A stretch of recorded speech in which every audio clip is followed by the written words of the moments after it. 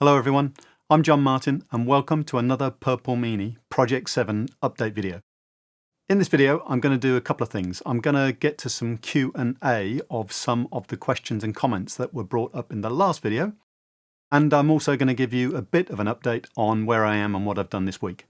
I can't promise I'm going to get one of these videos out every week, but for the moment it seemed like a good time to get another video out to you. In this project, we're taking an unloved 2012 pt7 SV and converting it to be a shiny electric vehicle. We're taking out all the oily stuff and replacing it with an electric drivetrain and some batteries. And I'd recommend this video up here if you're interested in an overview of the project. So let's get going on the Q&A. The first question that came up was one of the broadest questions you can get for the project, and I thought it was worth probably having another look at that at this moment in time. And that's about the mission statement. What's this project all about? Well, there are three main things I think that define this project. Is it achievable? Is it emotional? And is it affordable? In terms of is it achievable? Well, can we take all of this power that we're going to need and squeeze it into something the size of a 7? Can we deliver on the same sort of dynamics that you get in a Caterham 420R with an electric drivetrain? The second aspect of this mission statement is emotional, and that probably needs a little bit of explaining. So, driving a Caterham is a fairly exhilarating experience, even if you're just pottering around town. The wind in your hair, the sound of the engine, swapping the cogs, these are all very important parts of the driving a Caterham experience. Can I achieve that in an electric 7? We're getting rid of the cog swapping and we're getting rid of a lot of the noise. But we're going to be replacing it with that point and shoot electric car experience, driving around in a slot car. Does that replace a lot of that feeling that you get? Does it replace the emotional element of driving around in a Caterham 7? We'll have to see. The third element of this is affordable, and that may seem a bit of a weird statement to make, having seen how much I'm putting into this project. But the idea is to develop a prototype and then probably cost reduce it to see whether we can cost engineer it down to something that is perhaps a few tens of thousands of pounds in order to create a Caterham conversion. I know that's not cheap in a lot of people's views of what an electric car conversion is, but I think that's an achievable goal for this project. So is it affordable? The second question that came up that I thought was worth having a bit of a look at was the safety related issues around the project. I showed the block diagram in the last video about how this was all going to be put together electrically, and that wasn't meant to be taken too literally. There's a whole bunch of stuff that isn't included on that diagram. But one of the key things is the safety related side of this, and that's often delivered in a number of different ways. The first one is what is known as a high voltage interlock loop. And that's a loop of wire that runs through all of the components on the block diagram. And if that wire is broken, then the vehicle control unit will shut down the whole of the car. You can't just disconnect the high voltage power on one of these systems. You have to bring down the system in an organised and methodical way so that you protect all the components in the drivetrain. The second part of the safety features are going to be the cut-off switches. I'm going to be mounting cut-off switches both on the dashboard and behind my elbow so that if I'm in a situation where the car isn't doing what I want, I can easily reach for a cut-off switch either in front of me or behind me, and that will shut down the electronics in that organised manner that we talked about before and bring me to a stop. The third safety part is the crash detection. On a regular Caterham, there's an inertia switch that if the car was to tilt above a certain angle, then the inertia switch cuts off the fuel pump. I'm going to have the same inertia switch in this project, but it's going to be connected to the vehicle control unit and then on to the other components within the system so that it knows if there's been some incident where either there's a high G load in a lateral direction or if the car was to tilt at a certain angle, then the tilt switch will deactivate the rest of the car and bring us to a halt. There's also a fourth part of this safety, which is around about the static safety of the car. What happens when you're working on the car or if there's a problem by the side of the road and somebody needs to de-energize the car? Well, that's where the master service disconnect switches come in, and I've already got some of those in the block diagram. And the idea is that it's in a very prominent place so that when someone pulls the bonnet off, it's very obvious where the master service disconnect is. They pull the plug, and that de-energizes the whole system. The next question is a little more technical. And I got asked, why did I put the charging circuitry on the high side of the traction DC to DC converter? And the main reason for that comes down to flexibility, really. With the low voltage side of the traction DC to DC converter being 6 modules at around about 260 something volts, I wanted some flexibility around that and be able to take some modules off, reduce the weight of the car, maybe add 1 or 2 modules to increase the range. But that would mean all the electronics on the low side of the DC to DC converter might have to change. Some of the software might have to get rewritten, but certainly some of the parameters would have to change. The other factor is that I wanted to add DC fast charging to the car at some point. Now, the DC fast chargers on the roadside do have variable voltage that they can cope with. They can charge at different voltages and different currents. But a lot of the systems don't cope very well when you get the voltage really low, and they don't cope so well when you take the voltage really high. And the easiest way of doing that, in my mind, was to put the AC charging and the DC charging on the high side of the traction DC to DC converter. We'll have to see if that's a good idea or not, but in my mind, that was the best way to go. Another good question I got was, in order to give myself more room in the engine bay, why didn't I think about moving the routing of the steering column that runs diagonally through the engine bay? Could I not move that around with a couple of knuckle joints or something to give myself more space in the engine bay for more battery modules? Well, I certainly thought about that, and I've got a friend who's got exactly that sort of arrangement on his car. But that was another engineering step that I just didn't want to go to at the moment. Certainly considered it at one point, and that's a fallback plan I can come back to if I really need it. The final thing I wanted to bring up in this Q&A session was the consistent comment I got about attention to detail and how people are enjoying the amount of work and effort I'm putting into the project. That's very humbling from my point of view. I'm really pleased that people are getting some enjoyment out of this, and hopefully people are learning a little bit about my journey. It may not be the way to go and do an electric car conversion, but they're learning about my journey and the decision processes I'm going through in order to get to where I want to be.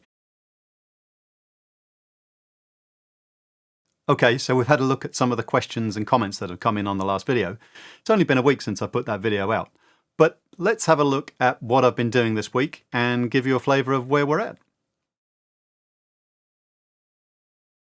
The first thing I've been up to is going back and having a look at the schematics. Now, I'm creating a bunch of schematics for this project, and it isn't individual schematics to create printed circuit boards or anything like that. It's more of a schematic to create the wiring looms and the interconnections between all of the components in the design. And over in Fusion 360, we can see I've got a whole bunch of schematic set up at the moment. And this week has really been about creating the symbols that go into the schematics. I had a big schematic that I was working on previously, but I decided to split this up into multiple sheets. And that'll really help me tie down where everything gets connected, what connections on the vehicle control unit can be used, what connections on the power delivery module can be used, how I'm going to drive all the pumps, interconnect and contactors in the various places. It also defines what components are going to sit on what CAN buses. So that's where I am with schematics. Fairly big chunk of the early part of this week. The next thing I got to this week was actually to get the prop shaft out of the project car. Now, that sounds like a fairly simple thing to do, but on a Caterham, there's a bit of a process to that. And so in order to get the prop shaft out, it won't come out the front of the car. I've got the engine and gearbox removed. You'd think it might come out the front, but it doesn't happen. It's too tight down there. So it has to come out the back. And in order to get it out of the back, you have to take off the drive shafts, take out the differential, and then that gives you enough space to be able to pull the prop shaft out of the transmission tunnel and remove it. And just a reminder, I need the prop shaft out so I can test the fit for it into the new gearbox. We're a bit worried about the spline measurements in the gearbox. We can't find a definitive explanation of what the spline parameters are. And so I'm going to need to do some test cuts of that spline. And also I want to be able to get a 3D model of the prop shaft so I can put that into models and make sure that I can fit the correct prop shaft in. I'm going to need to get the prop shaft retubed. So that means taking the end caps off, and Bailey Morris will then put a new tube into those end caps and create me a prop shaft of the correct length. So I need to be able to get a model, put it into my bigger space planning model, and then figure out how all of that is going to fit properly. So I need the prop shaft out, and I'll give you a quick rundown on what goes into all of that. Here I am at the lockup in my romper suit. First thing to do is to drop the A-frame, so that gives me enough room to be able to pull the differential out later. Next, we have to drain out all of the transmission fluid from the differential, and I use a pump to be able to do that. Pull out some fluid. It's a very slow process, especially in the cold that we've got at the moment. Into the tank, and when it starts to slurp, you know you've got air you're pulling through. The fluid looks a bit black, but in my experience that's fairly typical for a Caterham differential. Nothing to worry about there. Next, we pull out the 4 bolts that hold the ears onto the Dion tube, and then we can slip one drive shaft out, and then the second one comes out. And there we go. Next, we have to drop the differential, and that's held into the chassis in a carrier. You undo the 2 bottom bolts on the carrier, and then one very long bolt on the top that gets knocked through. That releases the differential. I thought I was going to drop it at the bottom, but in the end I managed to pull it up through the top. And last but not least, I can lie under the car and feed the prop shaft out of the rear of the vehicle. And there we have it, 2 drive shafts, differential and the prop shaft. So that was about a 3.5 hour project for me, spaced over 2 days. And that gets me ready to be able to scan the prop shaft and then 3D model it. Okay, so now we've got the prop shaft out of the car, time to do a bit of scanning, and then we can pull it back into the computer. Here we've got the model scanned in the Shining 3D software. Just need to mesh that. Confirm the model. After it's aligned, we can export the scan and pull that into Fusion 360. Here we are in Fusion 360 again. This is the scan of the prop shaft. The differential plate here sits here, and then the spline on this end connects into the gearbox. I've got a reasonably good scan of this. It would have been nice perhaps to have got into some of these knuckles in here, the crosses in here a bit more, but all you really need is to be able to identify all of the main diameters of things, positions on some of the holes, and from that I can model the whole thing up. And here we have what I've modelled. I haven't completed all of the model, but I've done what I need in order to be able to figure out the relevant bits and pieces that I need for my project. But I have managed to put all of the joints into this so that if I grab hold of it and move it around, it articulates the right way. And I also managed to create a parametric version. So this is the length of this for the SV chassis, the 580 millimeters between the center of this universal joint and the center of this universal joint. That's the measurement that Bailey Morris used to define their prop shafts. But I've also created different versions so that I can change the size of the prop shaft. I think it's going to need to be 670 millimeters between these 2 universal joints in my EV project. So that's my simple parametric model of the Caterham prop shaft. Took me 2 or 3 hours to scan the project using my Shining 3D HX. That got me about 8 million polygons, remeshed that down to about 800,000, and that's what I used to create this model. Then it took me an evening sat in front of the telly to be able to model up the parametric version. So there you go. That was another project for this week. Another little project I did that was actually a couple of weeks ago, but I thought I'd just pick up on it here, is that with these high voltage modules I've got sitting around, I didn't really like the idea of the battery terminals being exposed as they're sat behind me down here. So I modelled up some terminal caps. Fairly simple little terminal caps with a plus and a minus on them, throw them to the bamboo X1 carbon, and then use the standard terminal bolts to bolt them onto the caps. Just stops me being able to have a problem if I drop a screwdriver or brush past it with something accidentally. It's not really going to cause a big problem in the state they're in at the moment, but as I move through the project and I start wiring things up a bit more, then it'd be nice to have some caps that I can just put onto the battery terminals and know that there's some degree of safety involved in handling them and moving them around.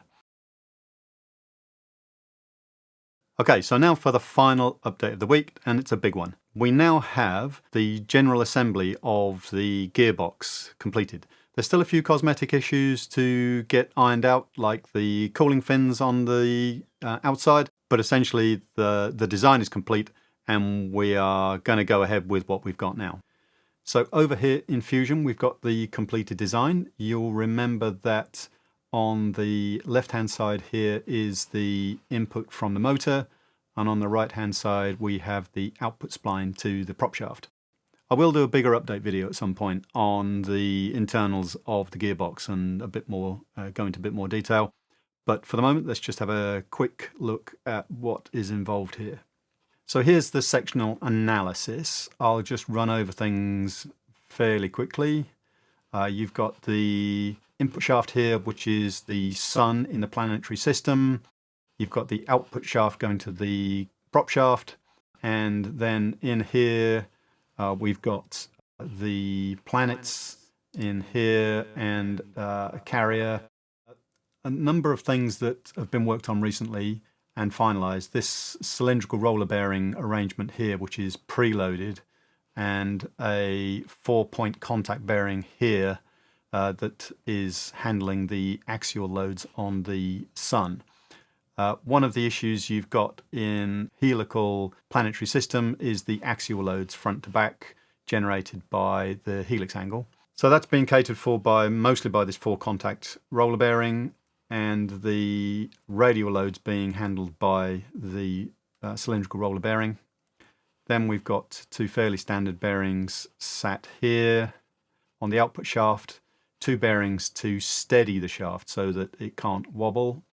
And then in here, there are roller bearings, two roller bearings on each pin. So this green thing is a pin that sits through the center of the planet, and then these roller bearings are what the planets run on. So that's a fairly quick look at the gearbox. We are GA complete. Hurrah! And while we're talking about the gearbox, I just wanted to bring up something that I probably forgot in the last video, and that's to say about my 3D print of the gearbox. This is from a design a few weeks ago, so it's not quite the same as what we're completed on now. But over here I have the gearbox, and I did a sectional view of it. So you can see that's inside. This one I have done 3D printed bearings in here. Hopefully you can see that. 3D printed bearings just to keep the cost down, and as we were changing things, it was so much easier just to 3D print them rather than just go and buy a whole load of bearings. This thing works. I like to print things out in different colors. That way, when I'm talking to somebody about it and we get a bit confused about what we're talking about, I can say the red thing, or the yellow thing, or these purple bearings. That makes life a little bit easier when we're having technical conversations about what's going on. It's fantastic that you can take a step file and you can dump out a 3D model of it. So that was a quick Q&A and an update on what I've been up to this week. We've had a lot of progress this week. That's not uncommon for my weeks. It's just we haven't caught up on this for the whole 2 years that we missed. But this is not uncommon for the amount of work I've put into a week. And the next video will probably be another update. Not quite sure when that'll be. But until then, I hope you enjoyed this video. So I'll say stay safe and happy platting.